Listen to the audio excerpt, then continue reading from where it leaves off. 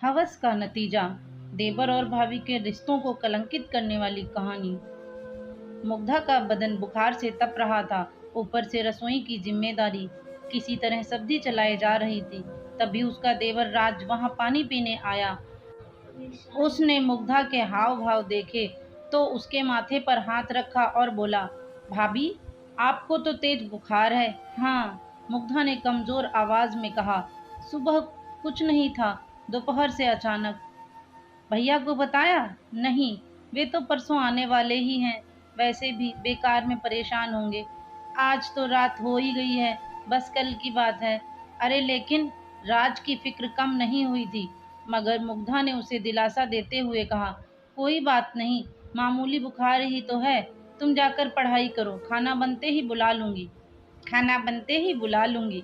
मुग्धा की नकल उतार कर चिढ़ाते हुए राज ने उसके हाथ से बेलन छीना और बोला, लाइए, मैं बना देता हूँ, आप जरा सा आराम कर लीजिए। ना ना ना, लेट गई तो मैं बीमार हो जाऊंगी। मुग्धा बैठने वालियों में से नहीं थी। वह बोली, हम दोनों मिलकर बना लेते हैं। और वे दोनों मिलकर खाना बनाने लगे। मुग्धा का पति विनय कंपनी के किसी काम से 3 दिनों के लिए बाहर गया हुआ था। वह कर्मचारी तो कोई बहुत बड़ा नहीं था, लेकिन बॉस का भरोसेमंद था। सो किसी भी काम के लिए वे उसे ही भेजते थे। मुग्धा का 21 साल का देवर राज प्रतियोगी परीक्षाओं की तैयारी कर रहा था। विनय जैसा प्यार करने वाला पति पाकर मुग्धा भी खुश रहती थी। कुछ पति की तनख्वाह और कुछ वह खुद जो निजी स्कूल में पढ़ाती थी, दोनों से मिलाकर घर खर्च अच्छे से निकल आता। सास ससुर गांव में रहते थे। देवर राज अपनी पढ़ाई के चलते उनके साथ ही रहता था। जिंदगी में कमी थी तो बस यही कि खुशहाल शादीशुदा जिंदगी के 10 सालों के बाद भी उनके कोई औलाद नहीं थी। अब मुग्धा 35 साल की हो चुकी थी। अपनी हम उम्र बाकी टीचरों को उनके बच्चों के साथ देखती तो ना चाहते हुए भी उसे रोना आ जाता। वह अपनी डायरी के पन्ने इसी पीड़ा से रंगती जाती। रोटियां बन चुकी थीं। राज ने उसे कुर्सी पर बैठने को बोला और सामान समेटने लगा। मुग्धा ने सिर पीछे की ओर टिकाया और आंखें बंद कर लीं। वातावरण एकदम शांत था। तभी वहां वही तूफान फिर से गरजने लगा, जिसका शोर मुग्धा आज तक नहीं भाप पाई थी। राज की गर्दन धीरे से मुग्धा की ओर घूम चुकी थी। वह कनखियों से मुग्धा की फिटिंग वाली समीज में कैद उसके उभरों को देखने लगा। मुग्धा की सांसों के साथ जैसे जैसे वे ऊपर नीचे होते, वैसे वैसे राज के अंदर का शैतान जागता जाता। हो गया सब काम? बर्तनों की आवाज बंद जानकर मुग्धा ने अचानक पूछते हुए अपनी आंखें खोल दी। राज हकबका गया और बोला, हाँ भाभी, बस हो ही गया। कहकर राज ने जल्दी जल्दी बाकी काम निपटाया और खाने की चीजों को उठाकर मेज पर ले गया। मुग्धा ने मुश्किल से 2 रोटियां ही खाईं, वह भी राज की जिद पर। वह जबरदस्ती सब्जी उसकी प्लेट में डाल दे रहा था। खाने के बाद मुग्धा सोने जा रही थी तो राज बोला, भाभी, 15 मिनट के लिए आगे वाले कमरे में बैठिए ना, मैं आपके लिए दवा लेकर आता हूँ। अरे नहीं, रात भर में उतर जाएगा बुखार। मुग्धा ने मना किया, लेकिन राज कहाँ मानने वाला था। मैं पास वाले केमिस्ट से ही दवा लेकर आ रहा हूँ भाभी, जहाँ से आप मंगाती हैं हमेशा। दरवाजा बंद कर लीजिए, मैं अभी आया। कहता हुआ वह निकल गया। मुग्धा ने दरवाजा बंद किया और सोफे पर पैर ऊपर करके बैठ गई। राज ने तय कर लिया था कि आज तो वह अपने मन की ही करके रहेगा। इस बीच केमिस्ट की दुकान आ गई। क्या बात है राज बाबू? केमिस्ट ने राज को खोया हुआ सा देखा तो पूछा। राज का ध्यान वापस दुकान पर आया। दवा चाहिए थी, उसने जवाब दिया।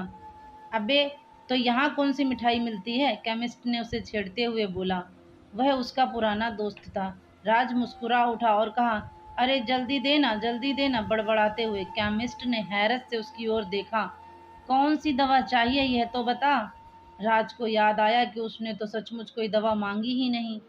उसने तो ऐसे ही बोल दिया, भाभी की तबीयत ठीक नहीं है, उन्हें बुखार है, जरा नींद की गोली देना। नींद की गोली बुखार के लिए? सोचते हुए केमिस्ट ने उसे देखा। वह खुद भी मुग्धा के हुस्न का दीवाना था। हमेशा उसके बारे में चटकारे ले ले के बातें किया करता था। उसने राज के मन की बात ताड़ ली। ऐसी बातों का उसे बहुत अनुभव जो था। उसने नींद की गोली के साथ साथ बुखार की भी दवा दे दी। राज ने लिफाफा जेब में रखा और तेजी से वापस चलने को हुआ कि तभी केमिस्ट चिल्लाया, अरे भाई, खुराक तो सुन ले। राज को अपनी गलती का एहसास हुआ। वह काउंटर पर आ गया। केमिस्ट ने उसे डोज बताई और आंख मारते हुए बोला, यह नींद वाली, एक से ज्यादा मत देना, टाइट चीज है। अबे क्या बकवास कर रहा है? राज के मन का डर उसकी जबान से बोल पड़ा। उसकी तो चोर की दाढ़ी में तिनका वाली हालत हो गई। वह जाने लगा। केमिस्ट पीछे से कह रहा था कि अगली बार हमें भी याद करना, हमें भी याद रखना दोस्त। राज उसको अनसुना करता हुआ आगे बढ़ गया। घर लौटने पर डोरबेल बजाते ही मुग्धा ने दरवाजा खोल दिया और बोली, यहीं बैठी थी लगातार। जी भाभी, आइए अंदर चलिए, राज ने अपने माथे से पसीना पोंछते हुए कहा। मुग्धा अपने कमरे में आकर लेट गई। राज ने उसे पहले बुखार की दवा दी। मुग्धा दवा लेकर सोने के लिए लेटने लगी तो राज ने उसे रोका। भाभी, अभी एक दवा बाकी है। कितनी सारी दवाई ले आए भैया? मुग्धा ने थकी आवाज में बोला और बाम लेकर माथे पर लगाने लगी। भाभी दीजिए, मैं लगा देता हूँ, कहकर राज ने उससे बाम की डिब्बी ले ली और उसके माथे पर मलने लगा। थोड़ी देर बाद उसने मुग्धा को नींद वाली गोली भी खिला दी और लिटा दिया। राज उसका माथा दबाता रहा। थोड़ी देर बाद उसने पुष्टि करने के लिए मुग्धा को आवाज दी, भाभी सो गई क्या? कोई जवाब नहीं मिला। राज ने उसके चेहरे को हिला डुलाकर भी देख लिया। कोई प्रतिक्रिया ना पाने पर वह समझ गया कि अब रास्ता साफ हो चुका है। राज की कनपटियों में खून तेजी से दौड़ने लगा। वह बत्ती जलती ही छोड़कर मुग्धा के ऊपर आ गया। मर्यादा के आवरण प्याज के छिलकों की तरह उतरते चले गए। कमरे में आए भूचाल से मेज पर रखी विनय मुग्धा की तस्वीर गिरकर टूट गई। सब कुछ शांत होने पर राज थक कर चूर चूर होकर मुग्धा के बगल में लेट गया। बस अब बुखार उतर ही जाएगा भाभी जी। इतना पसीना जो निकलवा दिया है मैंने आपका। राज बेशर्मी से बड़बड़ाया और मुग्धा की कुछ तस्वीरें खींचने के बाद उसे कपड़े पहना दिए। मुग्धा अब तक धीमे धीमे कराह रही थी। राज पलंग से उतरा और खुद भी कपड़े पहनने लगा। तभी उसकी नज़र आधी खुली दराज पर गई। भूल से मुग्धा अपनी डायरी उसी में छोड़ी हुई थी। राज ने उसे निकाला और कपड़े पहनते पहनते उसके पन्ने पलटने लगा। अचानक एक पेज पर जाकर उसकी आंखें अटक गईं। वह अभी अपनी कमीज के सारे बटन भी नहीं लग बंद कर पाया था लेकिन उसको इस बात की परवाह नहीं थी। वह आप पलक उस पन्ने में लिखे शब्दों को पढ़ने लगा। उसमें मुग्धा ने लिखा था, बस अब बहुत रो लिया, बहुत दुख मना लिया औलाद के लिए। मेरा बेटा मेरे पास था, मैं उसे पहचान ही नहीं पाई। जब से मैं यहाँ आई हूँ उसे बच्चे के रूप में देखा, तो आज अपनी कोख के बच्चे के लिए इतनी चिंता क्यों? मैं बहुत जल्द राज को कानूनी रूप से गोद लूंगी। राज की आंखों के आगे अंधेरा छाने लगा। वह सिर पकड़कर वहीं बैठ गया और जोर जोर से रोने लगा। फिर भागकर मुग्धा के पैरों को पकड़कर अपना माथा उससे रगड़ते हुए रोने लगा। भाभी मुझे माफ कर दो, ये क्या हो गया मुझसे? अचानक राज का ध्यान मुग्धा के बिखरे बालों पर गया। उसने जल्दी से जमीन पर गिरी उसकी हेयर क्लिप उठाई और मुग्धा का सिर अपनी गोद में रखकर बालों को संवारने लगा। वह किसी मशीन की तरह सब कुछ कर रहा था। हेयर क्लिप अच्छे से उसके बालों में लगाकर राज उठा और घर से निकल गया। अगली सुबह तकरीबन 8 बजे मुग्धा की आंखें खुली।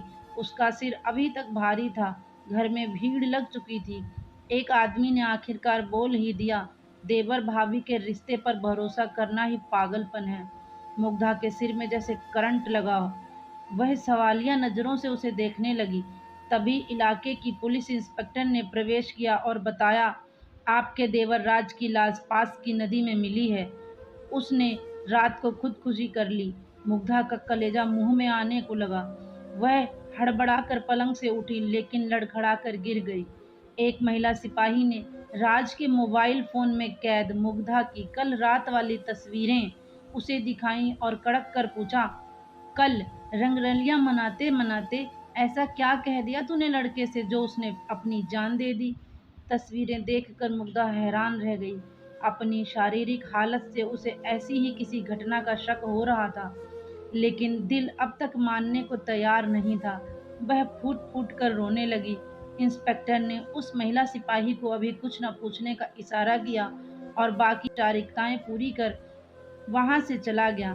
धीरे धीरे औरतों की भीड़ भी छटती गई।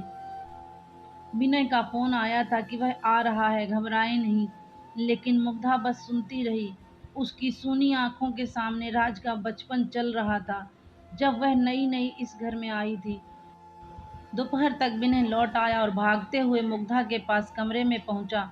वह जड़वंत अभी भी पलंग पर बैठी शून्य में ताक रही थी। विनय ने उसके कंधे पर हाथ रखा, लेकिन मुग्धा का शरीर एक ओर लुढ़क गया।